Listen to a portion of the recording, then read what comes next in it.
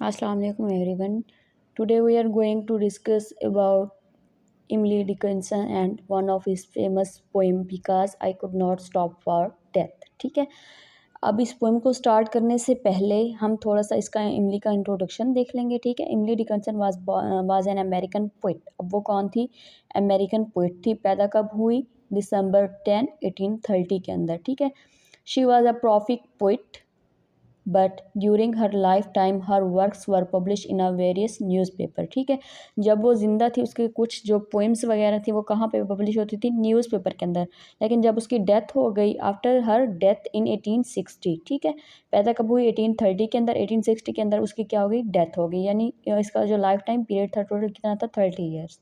Her sister discovered a trunk full of nearly 1800 poems written by इमली।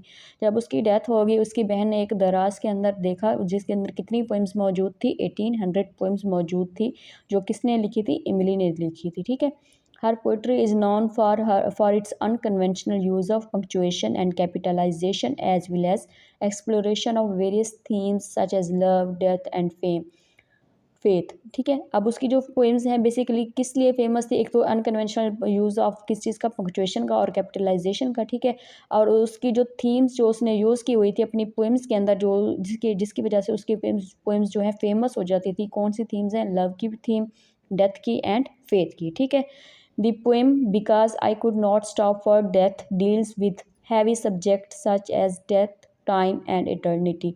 ठीक है, अब ये जो उसकी पोएम है because I could not stop for death, इसके अंदर बहुत सारे यानी सब्जेक्ट बताए गए हैं डेथ से रिलेटेड। एक तो डेथ का हो गया, दूसरा टाइम का हो गया और तीसरा कौन सा? Eternity. But she deals with the theme in a simple manner so that the idea of the poem is clearly visible to the reader. अब वो जो थीम रखती थी ना वो सिंपल रखती थी ताकि ताकि जो कॉमन पीपल हैं वो भी क्या करें? इसको अंडरस्टैंड कर सकें।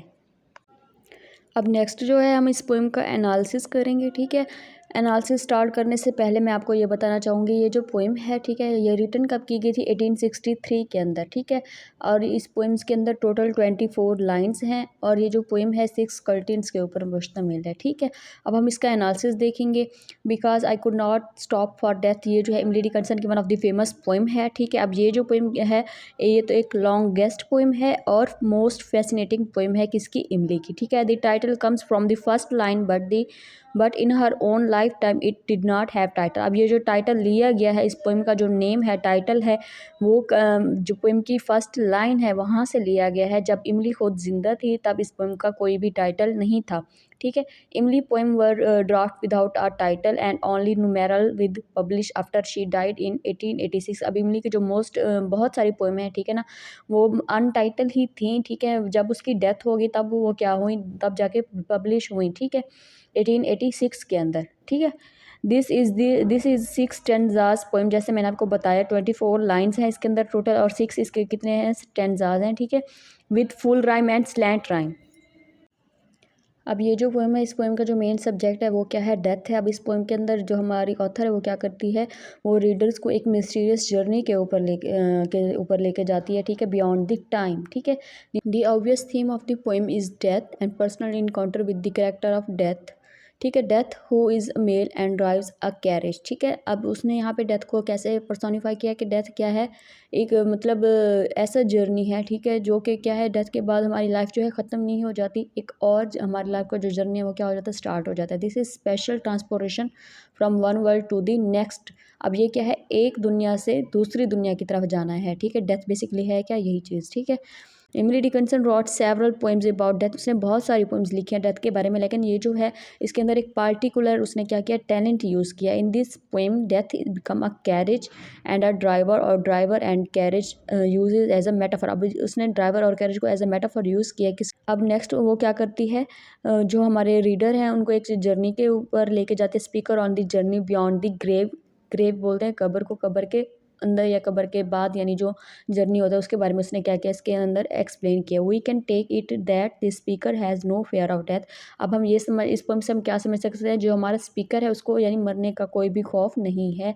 ठीक है, death is a kind drives with a cave and has a formal politeness about him, ठीक है। The most important striking feature of this poem is the use of dash. अब इसके अंदर क्या है, एक डैश यूज़ की गई है इस पोएम के अंदर। अब ये क्या है, इसका मोस्ट स्ट्राइकिंग फीचर है किसका, इस पोएम का। अब ये जो स्लैश है या डैश है, ये बेसिकली किस चीज़ को रिप्रेजेंट कर रहा है, टेम्परेली यूज अ सेंटेंस और clause where the reader takes a fleeting breath before continuing, ठीक है। अब यहाँ पे ये किस चीज़ को एक्सप्लेन कर रहा है, जो हमारा रीडर है वहाँ पे क्या करता है, रुक के सांस लेता है, ठीक है, सेंटेंस या क्लास कंप्लीट होने से पहले, ठीक है। This tend to isolate a phrase in a different manner to say a comma और colon is use frequently by Emily Dickinson in the most of her poems. अब ये थे इसकी पोएम के एनालिसिस। नेक्स्ट हम इस पोएम के अंदर जो इंपॉर्टेंट सैम्बल्स यूज़ किए गए हम उसको देखेंगे, ठीक है।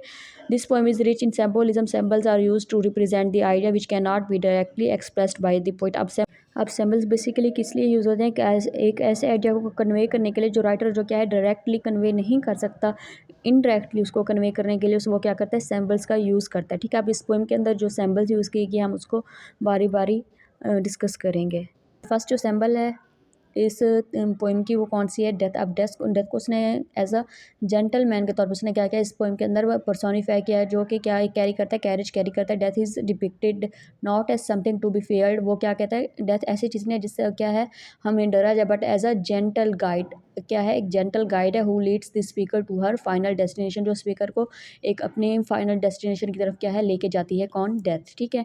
नेक्स्ट है हमारे पास carriage. Carriage symbolise the journey of life and death as a driver. अब ये कैरेज बेसिकली किस चीज़ को सिंबलाइज कर रहा है, जर्नी ऑफ लाइफ को, ठीक है।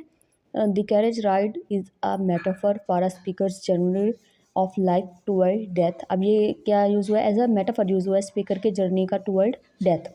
It symbolizes the transition between exactly earthly realm and the afterlife. The slow and steady pace of carriage reflect the inevitability of death and the passage of time. Next जो हमारी theme है वो है horses. The horses represent the speaker life force or vitality. The horse and depicted as heads which symbolize the different stages of life such as youth, maturity and old age. अब horses basically किस चीज़ को symbolize कर रहे हैं, stages of life को, जैसे youth हो गया, maturity and old age. Next जो सिंबल है वो हमारे पास house. The house that the carriage stops represent the speaker's final resting place. अब ये जो हाउस है बेसिकली किसके साथ इसका सॉरी इसके किसके साथ रिजेंबल किया गया, ग्रेव के साथ। फाइनल जो रेस्टिंग प्लेस है किसका, स्पीकर का, ठीक है। The house is describe as a swelling of the ground which suggest the idea of burial. Burial मतलब दफनाना किसी चीज़ को, ठीक है। It symbolize the end of earthly existence. अब ये क्या है, किस चीज़ को सिम्बोलाइज कर रहा है, जो दुनियावी ज़िंदगी उसके इख्तिताम को, and the beginning of eternal after life.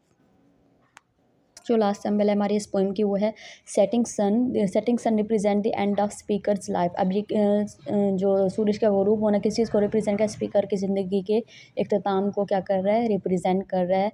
और ये जो इमेज है एज अ मेटाफर यूज़ हुई है, मेटाफर यूज़ हुई है किस चीज़ का, एंड ऑफ लाइफ का, ठीक है।